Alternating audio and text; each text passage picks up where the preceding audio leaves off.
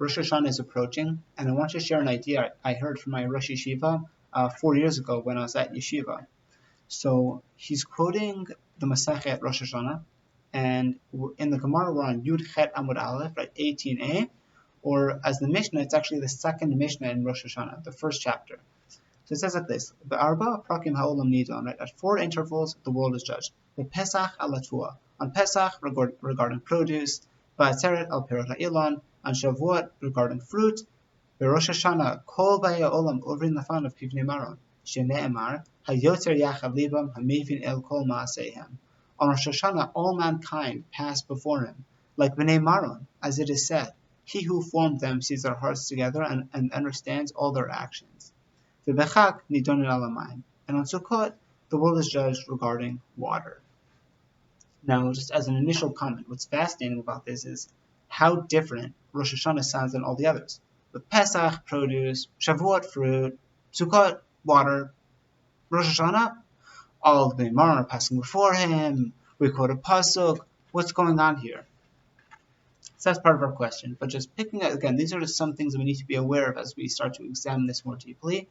And then we look at the Gemara, and it comments on that Rosh Hashanah section. It says like this: My kivnei maron. What are these bnei maron? Again, it said all mankind passed before him like bnei maron. What is that? That's an ambiguous term. We don't understand exactly what it is. So it says the Gemara, Hacha Targimu, right? In Bavel they translated it, kivnei amarna, as sheep. And the way Rashi explains that is when sheep are being tithed, right? We have to give every 10th animal. They're led a single file through a gate, and once you hit and you count them each individually, and once you hit the 10th, you just mark it aside so you know that's the tithe. So each sheep moves along individually. So that's the first explanation, and there are 3. So the second is Rish Lakish Omar Kemalot Beit Maron, like the peaks of Maron Mountain. And again, Rashi explains that as you're climbing this, the way is very narrow. So 2 people can't walk abreast. They can't walk together. It again has to be single file. And they're walking through, and the cliffs are sheer, very dangerous journey to the top. That's the second. And the third is Rav Yehuda Amar Shmuel Kechayalot Shel Beit David, right? That the soldiers of the house of David, as in the soldiers of the king. And again, says Rashi, so first, how is this connected to Bnei Maron? Bnei Maron, the soldiers of the king, how is that connected? So Rashi explains because Bnei Maron, Mar, that word comes to the lesson of master, and a human master, the ultimate human master, is the king.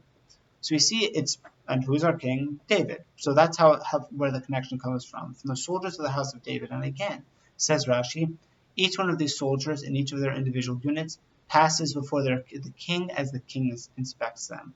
And just as an introductory comment before we get to Rabbi Gershenfeld, what's fascinating about this is that Wolbe points out that this, in his work Alei Shur, the second volume, he talks about how every single one of these tests us as individuals, be it as sheep, be it climbing up mountains, being as soldiers. Every single one of them is we are being judged as individuals. And Wolbe points out that there's no one there to advocate for us, to make excuses for us. We're just there in front of God, being judged with no barrier, with nothing to protect us or shield the blow. So in this way, it's obviously important that we recognize the seriousness with which we must treat the day of Rosh Hashana. So that is Rav Wolbe's introductory comment. But Rabbi Gershenfeld quotes the Maharal, and he says that one of the chidushim here of all 3 opinions is that you think that Rosh Hashana is a standardized test, that everyone gets the same thing, but that's not so. Each person gets their own individual test. To judge someone who is on one spiritual level and someone who's on a completely different spiritual level, that's not fair if you ask them the same questions. If you give an 8-year-old the same math test as someone who's in the university level or even someone who's in high school, again, it's not fair. You're giving a person a test that he can't possibly pass. So one of the chidushim of Rosh Hashanah is that every person gets their own individual test. And that's very important to recognize. So that's that. But moving on, again, we have 3 lessons that we want to glean from here. And says Rabbi Gershenfeld that one of the key themes here is we see a gradation. That is to say, when we talk about kivnei amarna, right? What's bnei maron?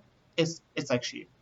And the reason we have to say that is because there are those Alei Artim that don't understand that every person has their own individual test. They think that there's only one uniform test, because ultimately there's no difference between sheep. All sheep are the same, and therefore, as they're passing through the gate, the test seems the same. But really, as we continue on a more elevated level, it's really more like Kemalot Beit Maron. It's like we're climbing up a mountain. Why? Because each person needs to go up on the mountain on their own. They need to use their own cunning, their own skills, their own daring. They need to develop their own skill set in order to get up the mountain. And so in that way, there's more individual initiative. But then, of course, we get to the third level, and that is like the Chayos of Beit David. It's the soldiers in a king's army. Now, the reason why this analogy is so strong is because it actually fuses both of the previous points. That is to say, sheep, they all work together. There's no real difference. As opposed to the second case when you're climbing up a mountain, when it's really all about your individual initiative. This third analogy, right, of soldiers in a king's army, it develops both. Because in the king's army, you have to decide, what are you going to be? Are you going to be a cavalryman, an archer, right? In the infantry, what's your job? Well, once you know what your job is, you have to train as well as we can to hone our skills and to make ourselves as best as we can be. However, once we do that, the point is we now take those skills and we merge it back into the cloud, into the general nation, and into the unit, the more cohesive, broader unit of the army. That is to say, let's just say you're an infantryman, like a swordsman, and you have to be the best swordsman you can be alongside all the other swordsmen. But once you're like in that unit as a swordsman, then you then have to fuse in with the rest of the army. How do you work with the cavalry? How do you work with the archers? And specifically through that mix of individual initiative that we saw in Beit Maron, as well as that understanding of a cloud that you're working together, it's specifically through that we're judged. That is ultimately the goal of our lives. It's in order to train ourselves and to make ourselves as good as we can be, while recognizing what it is that we're supposed to do, and to use that for the benefit of the public. That is at least part of the message of Rosh Hashana and what we're being judged on. And I'll leave it there. Shana Tova. Everyone should have a Ketiva and a Chatima Tova. We will, of course, see more of each other as the weeks progress. And Chag Sameach.